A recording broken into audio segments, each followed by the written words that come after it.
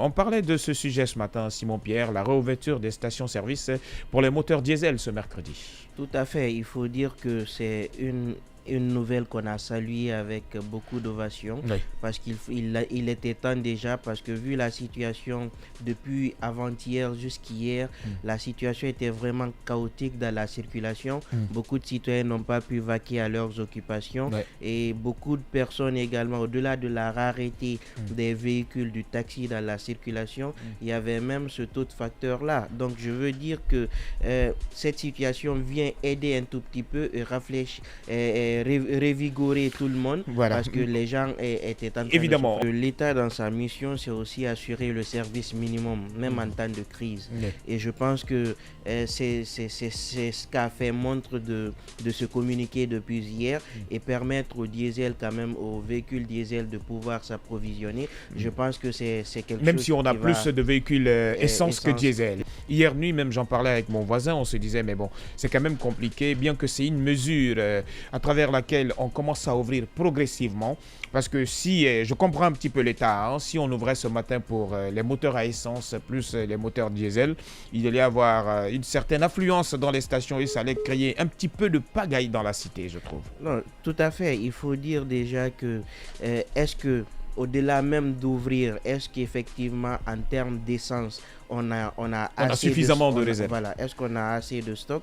Ce qui est clair avec la quantité restante, parce qu'il y a encore des stocks, il y a encore quelques cuivres qui n'avaient pas pris feu, c'est-à-dire on a également le nouveau dépôt, mais ce qui est clair, c'est que ça ne pourra pas tenir assez longtemps, et le gros du problème aujourd'hui, c'est les réserves. Justement, c'est pourquoi il faut une gestion rationnelle à la matière, et commencer déjà par le diesel. Je pense que c'est bien, parce que plus ou moins les gens vont commencer à reprendre les activités. Vous savez que la circulation, lorsqu'elle est paralysée, c'est tout le secteur ou une bonne partie du secteur économique. En tout cas, la ville est morose. Ça se ressent quand vous fait. sortez dans la ville de Conakry aujourd'hui. Vous avez l'impression que vous êtes dans une ville à l'intérieur du pays où il n'y a pas de véhicule. Tout à fait. Parce que pratiquement, quand il n'y a pas de carburant, ça ne sort pas.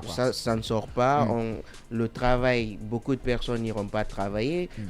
Déjà, je comprends un peu la mesure même du fait d'anticiper les congés, parce que les élèves, pour aller à l'école, les étudiants également dans ce sens, il faut payer le transport pour aller apprendre. Parce que imagine que quand je quittais le truc hier, quand nous quittions du côté de Faisal, pour être là, l'aller et le retour avec mon équipe, ça nous a coûté quelque chose de 400 000 et plus. Imagine, parce que l'aller seulement à moto, ça te fait les 80 000, les 60 000, parce qu'on peut les comprendre, bien qu'on dit aujourd'hui que c'est de mauvaise foi, mais on remarque aussi sur le terrain que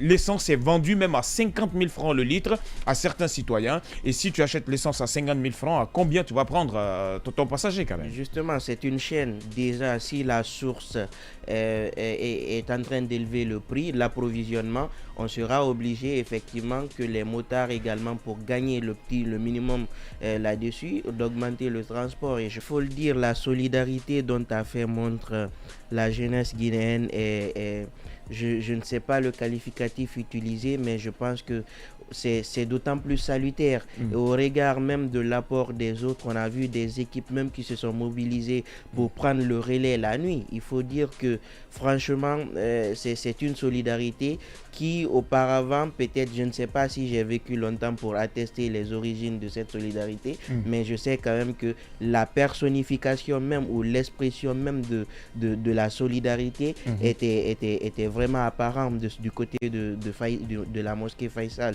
Donc je veux également interpeller les autorités à comprendre que cette jeunesse-là est vraiment une jeunesse qui a le courage, qui a envie de bien faire les choses. Il faut croire en cette jeunesse et arrêter tout le temps de dire que c'est une jeunesse inconsciente. On est conscient, c'est pourquoi on a même pas et on a aussi des repères.